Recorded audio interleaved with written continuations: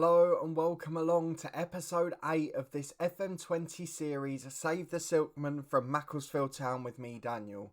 We're back for January transfer deadline day and in a far bigger game than we could have probably expected. So we're going to quickly take part in deadline day. If you're looking forward to all of this, please do put a thumbs up on the video and subscribe down below for daily FM20 content, including this series every weekend and much more, and weekly live streams as well. If you've missed any of this series so far, you can catch up in the eye above. Last weekend, of course, a crucial one off the pitch as a takeover was secured and our immediate future was sorted out. What that means is that on the pitch, we knew that our final league table position would potentially actually be correct. Although having said that, the finances have dipped into the negative again. They are going down a lot more slowly than they were previously, but it doesn't look great. We are under our wage bill, but we're trying to get more in, but we're trying to do a little bit of business out as well, so it could be a busy day. If we have a look at the transfer window so far, and we have a look at the two we're trying to bring in, again, quite big money, quite big experience on short-term deals. In January so far, in terms of ins, there has been nothing, and in terms of outs, we've just loaned Jamie Gray to another Irish club in Bohemians. We've got a lot of those youngsters who are doing really well out on loan. The likes of Musket becoming a good player. The likes of Ben Stevens struggled with injury unfortunately. Kieran Jones another one though who's doing very well. He is actually someone I'm thinking about recalling, so we'll have a look at that before the end of the day. But he is doing well at Chorley. He's got a decent rating in the National League despite them being bottom. And actually, they're a lot closer to safety than you would normally expect.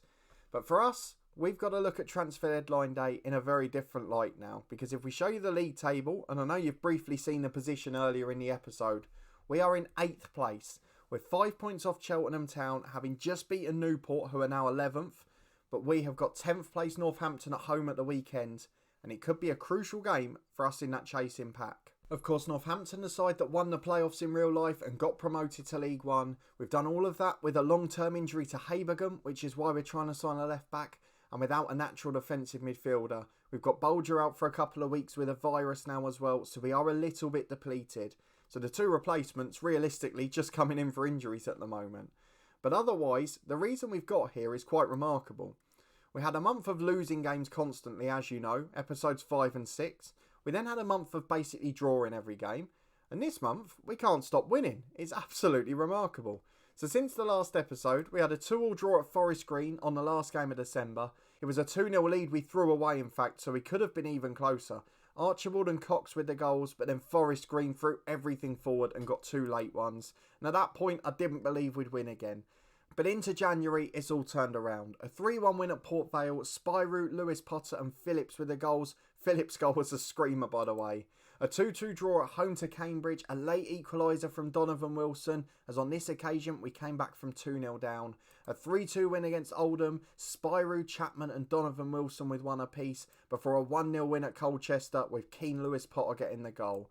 A 2-0 win at home to Forest Green in a return fixture, Chapman and Spyroot with our goals and no reply this time from the visitors. And a 2-1 win at Newport County, Donovan Wilson with a tame strike which was parried in by the keeper, and James Weir with his first for the club. It was a thunderbolt. A wonderful goal from the former United youth player, and that gives us optimism going into February. We are struggling with a little bit of fatigue, a few of the players having to play when tired, not something I generally like to do. But they're doing brilliantly. They're doing themselves proud. And after 2 episodes ago, not knowing if we'd see out the season, we're now in a position we're chasing the playoffs. That is how quick the EFL football can turn around. But the finance is just starting to nag a bit. And I'm just starting to think, what if we dip? What if we lose 12 points? All of those things. But I'm hoping the fans will be able to keep us on track. So into deadline day we go. 2 deals to potentially be done going in. And we're desperately trying to get rid of a couple too. Let's wait and see what we can do. As our desperate attempts to get rid of players really isn't working, Spencer Pryor trying his best, bless him, the new director of football installed. However, we have got a deal for Luke McCulloch on a free transfer from Tranmere Rovers. He's been out injured the first half of the year, been on the move in real life. But here, he could be a real solution to our defensive midfield problems. We'd need to build his fitness up, but he's got loads of League One experience, again a United youngster in the past. And I feel like he could be a good addition. So we're going to get that deal over the line. And hopefully it'll be the first of 2. In he comes then, a very solid midfielder. And hopefully it will allow us to start getting people involved. We've got really good options in midfield now, and we are trying to move people on, but unfortunately it's just not working out at the minute. So we're going to keep busy through deadline day, and we might have one more in as well. So with an hour and a quarter to go, we've not been able to get rid of the players we've been trying to the most. So I'm deciding to terminate the loan of Corey O'Keefe. He's one of the only ones we can terminate. He is now 8th or 9th best central midfielder, 3rd choice right back and left back. And for 230 quid a week, we can spend that better elsewhere. He's just come back from a long injury. He's struggling physically, and he is still a little injury prone as well. So Corey O'Keefe will be leaving us. And I know this is potentially one of the biggest gambles of the season, but I am going to do the same with Conor Kirby. He's had a disappointing year. He is now back up, particularly with McCulloch coming in. And he is a player earning £750 a week and not starting football matches, which is something we can't really have moving forward. So I'm going to terminate his loan as well. He was a backup. He wasn't really featuring much. We've got Bolger just behind him, who's not quite as good, but as a backup is earning nothing and does exactly the same roles. So I think we have to keep Bolger here. And that basically saves us the grand off the wage bill that we've spent on McCulloch. He's got 3-star ability, 4-star potential. He's slightly better than Kirby and more natural in a holding role, which is where we need that backup support. So I feel like that's probably the best option. We've gone like for like in terms of wages, and we've got a permanent signing, which will allow us to use an extra loan player on the bench. So the likes of Lewis Potter, Bolger, Chapman, Flanagan and then Mitchell, all 5 can be in the squad. And we can have a look for one loan start in the last hour of the window. There's the confirmation then. O'Keefe leaves after 10 appearances, Kirby after 27. We thank both of them for their service. And deadline day is about to come to a close. We need to make sure we get a deal over the line. Just to confirm, as we reach half 10, we've also terminated Shiloh Tracy's deal. He's been in the reserves, and since his injury, he's not been needed. So it's only £200 a week saved, but it's again crucial. And what it will allow us to do, as we still look for defensive options, is bring back one player from loan, because we've got that little bit of money in the squad now. And given the troubles we've had at centre-half with injuries, with lack of fitness, and with players playing when they're tired, I think what we really want to do is have a look at Kieran Jones, because he's probably the best one. Of the loans who are out of the club, I think Muscat's the best player, but he's having a really good season and playing first choice football there. Though we do probably need a left back too. However, I'm going to go first for Kieran Jones. By the way, Harry Hamblin doing really well as well. Another defensive midfielder who next season possibly can take that role off McCulloch, but not quite yet. So Kieran Jones will come back. He's bottom of the league with Chorley. We'll get his morale up and we'll get him back in as a backup centre-half. So Kieran Jones in, Shiloh Tracy out.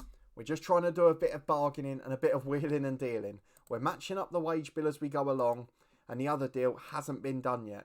But as deadline day ends, the biggest deal of the day is Luke McCulloch coming in from Tranmere, and hopefully he'll be involved in the squad today.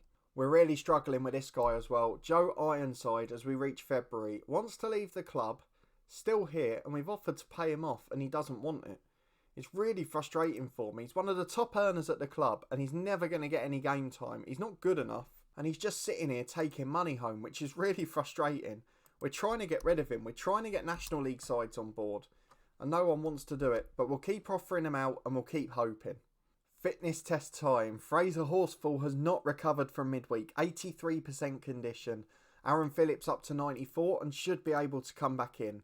So let's just try and make these changes. And this is what I mean at centre-half. Those two from playing in midweek, 74 and 83% fit. It's very scary. Even Cameron hasn't recovered and he had the midweek off. I just don't know why it's so poor here. Let's get Bolger out of the squad and get rid of the unavailable players. We only want to see the ones who can help us today. Kieran Jones will come straight back into the lineup looking at that, because the others are nowhere near fit. We've also got McCulloch, who will come into the lineup. McCourt will start, McCulloch on the bench. I want to bring Ellis Chapman back in because he got Young Player of the Month. I know it's harsh on James Weir, but hopefully he'll forgive me for it. Aaron Phillips in at right back. Pearson struggling again. And David Fitzpatrick's going to have to play tired. The defensive fitness is so poor. So poor. We're going to bring Lewis Potter back into the lineup. He'll play off the left wing. Archibald on the bench, again a little bit tired. Spyro, I don't want to bring him back in up front because Donovan Wilson played really well.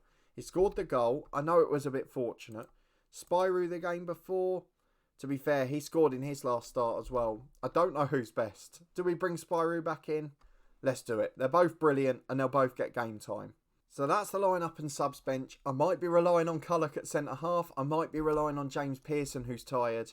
But that is the 11 we've gone for. So Luke McCulloch will take the number 16 shirt. Kieran Jones can have 26.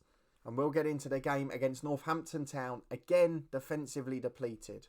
They're playing a 4-2-3-1. A lot of the names we recognise from their promotion campaign. Michael Harriman playing on the left, normally a right-sided player.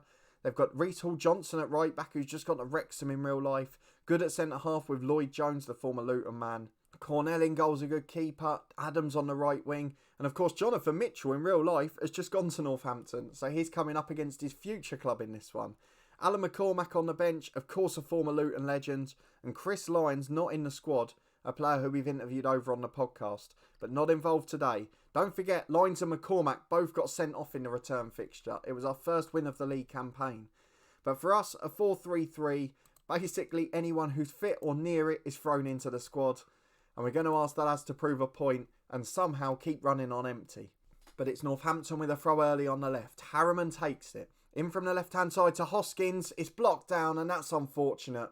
Jones makes a good block the first time, but Mitchell had dived and it fell for the striker again, and Hoskins taps into the empty net. Macclesfield 0, Northampton 1. It's a new month, so will we go back to losing again? As Hall-Johnson throws in from the right. Plays a 1-2, crosses early. Jones heads away as far as Ollie Inca. It's a new look back 4, and it might cause trouble as Harriman hits the side netting.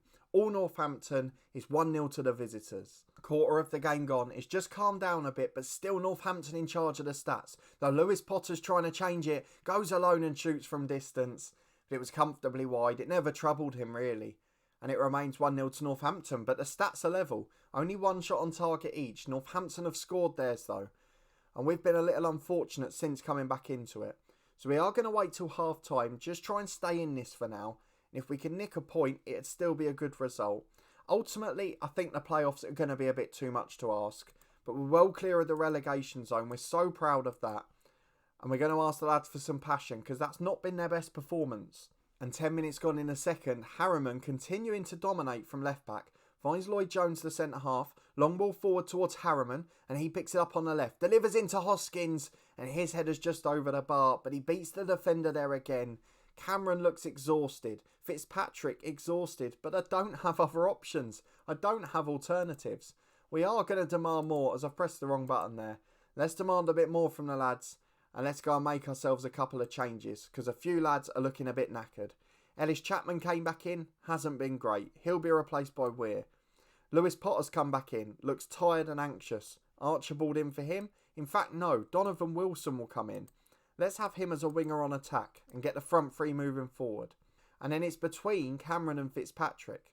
So I'm going to take Fitzpatrick off and bring Pearson on. McCulloch will have to wait for his debut. And we've got a right back on the left-hand side as well for Macclesfield.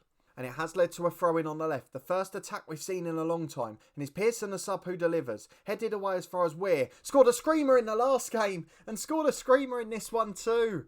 James Weir, what a goal. Not quite as good as his one against Newport. But oh my word, James Weir, you are a bit of a hero now. We might even go for Weir and Chapman next game. See how that pans out.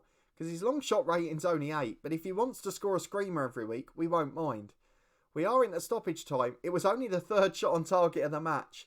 And in the grand scheme of things, with the fatigue, with the lack of fitness, that's a pretty decent result against a top half rival. Macclesfield 1, Northampton 1. The unbeaten run continues in the league. And we stay in 8th place. 7 points off the playoffs. But what a fantastic result and recovery. There is a lot of fitness concerns. We're going to go and talk to some of those boys. Try and rest them from training. Try and get them back to normal. James Weir's not happy with the praise. And we're now 12 unbeaten in the league since the 7th of December. The winter period, the busy festive schedule has been very, very kind to us. So a wonderful result and now 18 points clear of Grimsby and Scunthorpe who are in 23rd and 24th. If we get the points deduction, that would put us to 33, thinking worst case scenario. So as it stands, we're pulling clear enough that it doesn't matter. But if we can get into that playoff picture, it would be incredible. I think it's asking a bit much, and I don't think it's going to happen. But it's always good to dream. So if you did enjoy this episode and you're looking forward to the rest of the series, please do put a thumbs up on the video. The finance is just dipping again, so we have got to be a little wary of that. But we have tried to make a net gain on the wage bill, and I hope that will show as the rest of the season goes on. But we're not going to get a game on TV. We're not going to get any more cup prize money. So I don't know how we stay financially astute. We're planning to do 2 more episodes this season, so we'll come back about halfway between now and the end. We'll have one of the games in March, maybe a Plymouth or Walsall, maybe even Cheltenham because they're in 7th at the moment. So that could be a good one to show. We might have our youth intake at that point as well. And then we'll be back at the end of the season, unless there's loads to play for, as Swindon Town are playoff side on the final day as well. So if you're looking forward to those 2, please do subscribe down below and turn that notification bell on. You'll get alerts as daily FM20 content releases on the channel, including our new series which starts later today at 4:30. It's something completely different and something a little bit niche in terms of the footballing world, but still got the UK links, so please do come and check it out if you can. If you're looking forward to it and you enjoy it, please do chuck a thumbs up on it, as well have loads of content from that one now the head coach has finished. And this one will of course be back tomorrow at 1 PM, ahead of our stadium review series at 4:30. And of course there's still plenty of action from Dorking Wanderers as well, so loads across the channel, weekly live streams continue, and I am having a great time at present. So thank you so much for your support, I hope you continue to enjoy it. Please do check out the podcast channel in the eye above as well. We've got all of our predictions upcoming for the new season. They'll be released over the next couple of weeks. And with non-league football back, we've got a return to match day vlogs next week as well. I'm so excited about that, and I hope you can come along and check it out. But a big thanks for watching and your continued support with this series. It's had a lot of ups and downs. The emotions within episodes are changing, but it's been a brilliant ride so far. And I hope you'll stick around for the last couple of episodes as we try to push for a surprise playoff place with Macclesfield, as well as keeping them out of financial trouble again.